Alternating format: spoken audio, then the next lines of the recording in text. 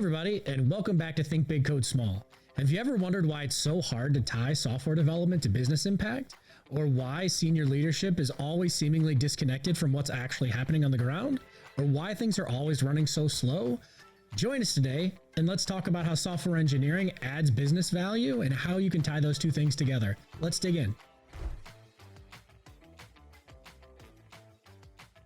But I think it would be a good place to start of trying to understand how does software engineering actually add value to an organization. And if you think about this process, hopefully it's going to be a little bit more clear why it's hard to be able to measure productivity across engineering as a whole, at least.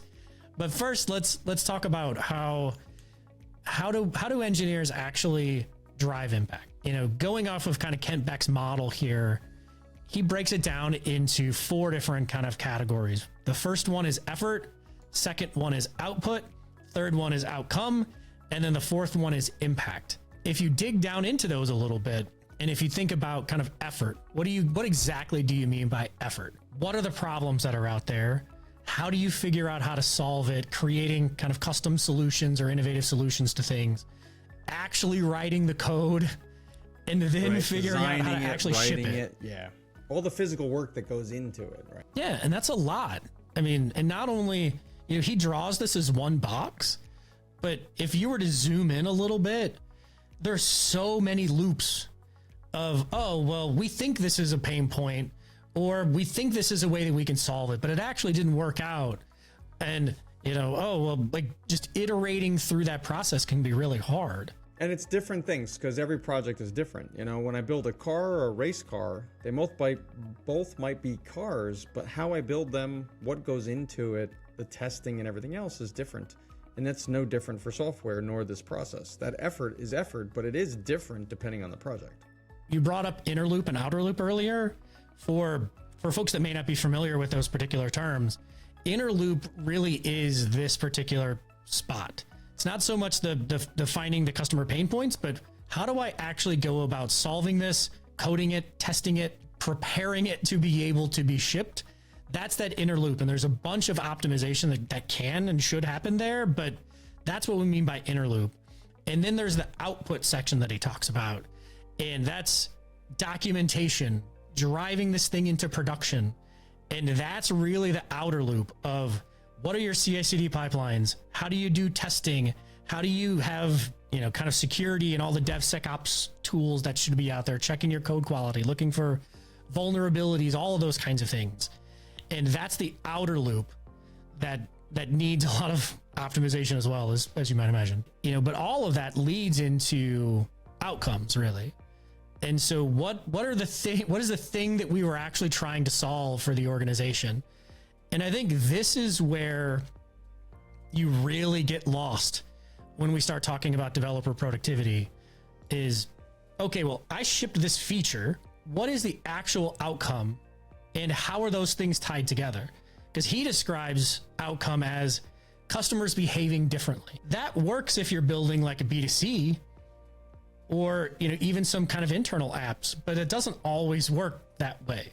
Well, there's always a customer, so I'm not sure if I agree with that one completely, but there's always a customer to something, otherwise why are you building it? True, but when I think of outcome, I think of a business outcome. So how are you driving better business outcome? And some of it you can, right? You just need to... The reason I say it's a little more, I think we can make it a little more open is when you look at the next box, which we're going to go through impact, I think there's always an impact to something too. So I think you can find a way to measure this to almost anything because there always should be some kind of outcome to an output. That takes good product management.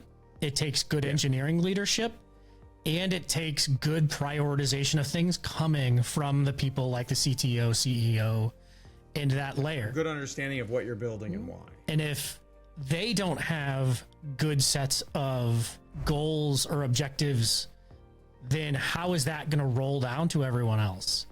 And there's where you start to lose that level of alignment of, okay, well, this thing got built. You know, take that example of the person building the dashboard for an executive. That's not really the outcome is make the executive happy and give them the tools that they need. Well, They're not using it. Did that really impact the customer? No. Did it really have an impact on the business? Maybe. But that becomes really difficult to try to iron out.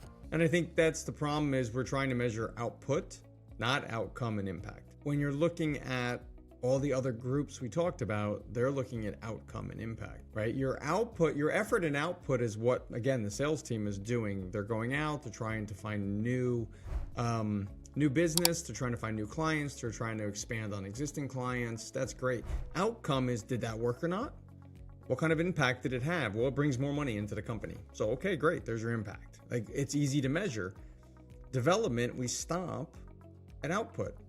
Effort is, I'm writing all this code and I'm trying to get it into prod. Okay, did I get it into prod? Okay, that's my output. But we never ask from a business standpoint, maybe enough, to say, okay, what was the outcome that came from that new feature, functionality, app that we built, report, any of that? And then what was the impact, the ROI back to the organization? That's always the big challenge, is how do you start to do that? And can you tie the output into the outcomes or the impact? The answer is yes, you can, but it takes a good level of organizational agility and operations to be able to make that happen. Yeah. Some of my best projects are when I had aligned with the business, even before Agile became really, really big. It was when I could work with the business and get their view and our view and work together to find us. Well, and that is the link between output and outcomes. If you truly have those mechanisms that drive back and forth, then you can start to build that bridge. But that takes, having good product teams, having good business teams, truly understanding where the gaps are in the market. And there's another interesting quote from Daniel Ek. In Spotify's early days, our success was hard won.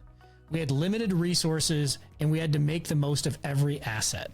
It kind of personifies the fact that you don't have a lot. You're going to have to be scrappy. You're going to have to figure out problems. You're going to have to kind of ruthlessly prioritize, and you're going to have to cut the fat, because that's what I need from you as a high functioning engineering team. You see that in some places, but a lot of people would point to Spotify and say they're kind of the shining star of engineering and kind of engineering excellence in a lot of ways. And if they're having this issue, imagine how, a large bank is operating that don't have the caliber of people driving those things like they do in a place like Spotify. When you think about this from effort, output, outcome, and impact, if I'm a startup, I have small, scrappy teams that their job is basically to create impact in whatever we're building as a business, as a startup, and get it out there. So they're going to write some code, they're going to build it, they're going to get it in prod and get it in front of a customer as quick as possible. All the ceremonies, all the secondary processes, there's nobody telling them to sit down and write a ton of documentation. There's nobody telling them they have to go to 10 meetings to explain to everybody why they're doing all this stuff.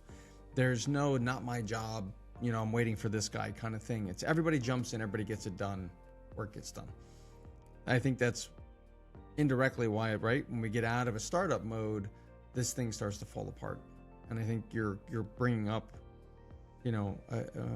the ability to observe this, to see that this is one of those things that happens, is we start putting a lot of other roles, we put other processes and other things in place that start to erode this flow in a way that we start doing effort output, and then we're getting stuck at output because we're looking in the wrong place. So startups almost show us that small organizations or very highly technical, tech-first organizations that are still working with those types of startup models, they do well because they're not breaking this flow. Where larger organizations or old school organizations that are still trying to figure out how to use their IT department are always failing at this process and not sure why they're failing. So what do you think? How well does your organization tie software delivery to business impact? Or do you feel like you're stuck doing a lot of seemingly pointless things that don't really seem to align to really any kind of business impact at all? Let us know down in the comments. Also, don't forget to subscribe so you can check out our future episodes as they come out.